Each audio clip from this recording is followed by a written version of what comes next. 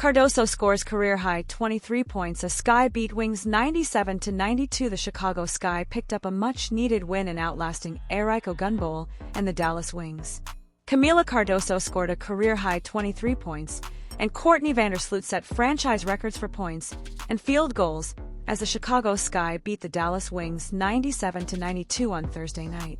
Eric Ogunbowale scored a season-high 37 points for the Wings and hit a three-pointer that gave Dallas a 92-91 lead with 2:11 remaining.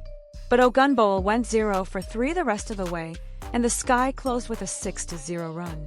Ogunbowale, who entered the game averaging a career-low 13.8 points on 30% shooting, shot 14 of 25 from the field and 6 of 12 from three-point range. Vandersloot finished with 13 points, 9 assists and 4 steals.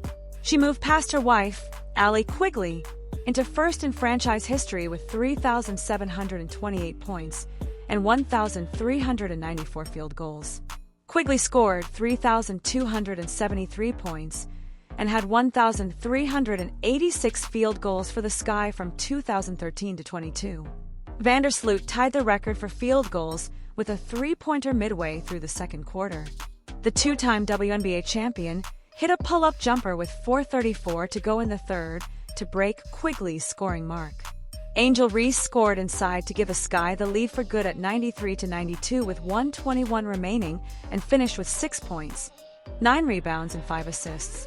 Liberty 82, Valkyries 77. Brianna Stewart scored 27 points and Sabrina Ionescu added 24 to help New York hold on to beat Golden State Knight and remain unbeaten. The teams met on Tuesday, and New York routed expansion Golden State 95-67, jumping to a 17-point lead in the first quarter. The Valkyries were much more competitive 2 days later, giving the defending champions all they could handle. New York took a 78-77 lead in the back-and-forth affair on 2 free throws by Stewart with 1:35 left. Golden State had a few chances to retake the lead, but missed 3 three-pointers in the next 35 seconds. After a timeout, the Valkyries then had a 5-second call on the inbounds, giving the Liberty the ball back with 43.6 seconds left. The Liberty, 5-0, then ran the clock down on the next possession before Natasha Cloud drove the lane for a layup to make it 80-77 with 24 seconds left. Golden State, 2-3, had one last chance, but Cecilia Zandalicini missed a potential tying three-pointer and Cloud hit 2 free throws. The game featured 20 lead changes and 16 ties. Janelle Salon led the Valkyries with 18 points and 13 rebounds.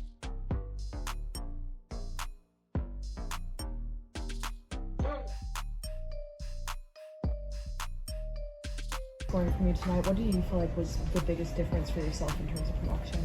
I think today I played with confidence and I finally saw the work that I put in the off-season translated to this game, and my teammates did a great job just finding me whenever I was open and giving me the best look.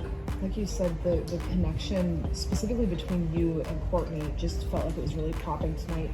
What do you feel like it is about that connection, especially in the pick and roll, that can really set you up to be in advantages? She's an amazing point guard, so she's going to find you everywhere if you open, and I feel like the connection been going on. I just haven't been making the layups, and today I was finally able to make them, but it's amazing to have her here and play with her because she's a vet and she's always helping me and telling me to turn the page and keep going and stay confident in myself, so it's amazing to have her as a point guard. We'll go Carly, second row on your left, and then Rashad. Hey Camilla, not only were you said you play with confidence, but we also not just saw it in the scoring, but also with your assisting, being able to find kickouts when you didn't have the best positioning. What are things that you want to help do to just grow your game, not only from a scoring standpoint, but from an assisting standpoint?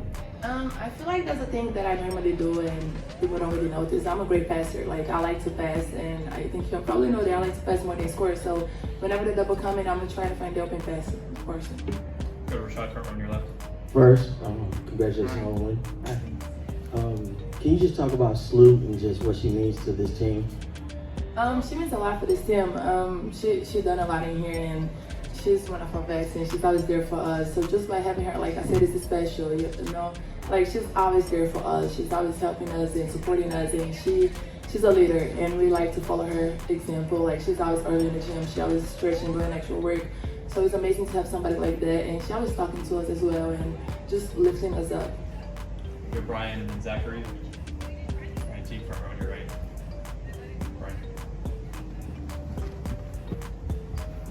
Camille, I just want to get your thoughts on Errol Atkins. Should be several winning plays tonight. Just want to get your thoughts. A is amazing, you know, she's a playmaker. She's gonna go out there and do whatever she gotta do. So it's amazing to also have her as a vet. You know, she played hard. She played hard for 40 minutes, and I'm really proud of her. Zachary, second row on your right. Hey Camilla, to be able to get a win, the first win of the season in such thrilling fashion, you know, the back and forth battle, and you obviously, you know, contributing in immense ways. What does it mean for you to be able to get the first win of the season in this sort of fashion?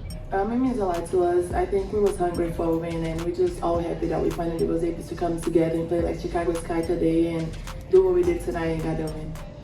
On your left, Alyssa. Last couple. Camila, you guys really took better care of the ball today. Do you feel like that was because you're learning each other more, chemistry's improving, or what did you think that was? Yeah, I feel like the chemistry is definitely improving, but that's something that was on our key so in the game, and we knew we turned the ball over a lot the last couple of games, and we had to fix that, so we went out there and did it. We'll go to Elias, second row on your right. So the last couple games, a little bit, there's a struggle to maybe finish. In this game, what was different in that fourth quarter? You guys feel like you were able to keep up, and what changed about the way you were able to finish the game? I think we played together. We played for one another, and one thing about us, when somebody's very energetic, we tend to fit in off that energy. So just playing together, playing like Chicago Sky basketball, and yeah. We'll go second row on your left, last question. Camilla, how much was the home crowd a boost to sort of help you guys get over the finish line? Because you could really hear them getting loud, especially in that fourth quarter. The fans means a lot to us, and it's amazing to have them, and they be loud and energetic through the whole game. So it's amazing for us to have them because the energy is special, you know, when you go there on the court and you hear them cheering you on, you just feeding off the energy and that gets you going. Thanks, everyone. Thanks, Camila. Theme of the threes, you hit 5 in that first half. Just wondering how you were feeling in that first half and just kind of what's going through your mind as you're heating up. Just continuing to find great looks for us, and obviously didn't shoot a great last game, and continuing to believe in my shot, understanding ways that I'm going to get open, and most of the time it's trying to shoot them in transition when defenses aren't set, coming off screens, and just continuing to find ways to get open. And my teammates found me in great opportunities to be able to get good looks at the basket, and thankfully they went in when we needed them. We'll finish with Ken. How you doing? Great win. This one is for everyone. Sab, you were warming up. I looked over and I saw someone taking photos of you, and it was Jackie Chan. So I just kind of want to know, what was that experience like meeting Jackie Chan? And this one's for all of you. Yeah, I mean, I can't believe it was really him. I feel like I've just like grown up watching so many of his movies. He's like so in character. Honestly, probably one of my favorite actors. He's so funny. Yeah. Great. And being able to see him in real life was pretty surreal. And so I think it was a great opportunity. This was his first women's basketball game. Yeah. And so for us to be able to bring in a new fan to the game and put on a show, he was so happy to be able to watch us. But I think that's just, you know, shows the growth of women's basketball, the growth of what we're doing here in New York, and continuing to just invite more fans to the game. Sandy, I have to get your thoughts too. I got a photo with him. So there's my thoughts. Yeah, I wasn't going to miss that. How cool is that? Like, we've all grown up watching. He's amazing. And yeah, it was great to be, you know, to come into our arena and watch us play for the very first time. He's seen an NBA game, but never a WNBA. And hopefully, I'm sure we've made a fan of him. I mean, I had a photo with him too. So, I loved it. He's one of my favorite actors. Watching Rush Hour growing up, it's one of my favorite movies, 1, 2, and 3. So the fact that I was able to see, we were able to see him. We were in that timeout. I looked up and I said, Jackie Chan. I love it. But yeah, I'm glad that he came out to support our team and support women's basketball, like Sab said. So it was cool.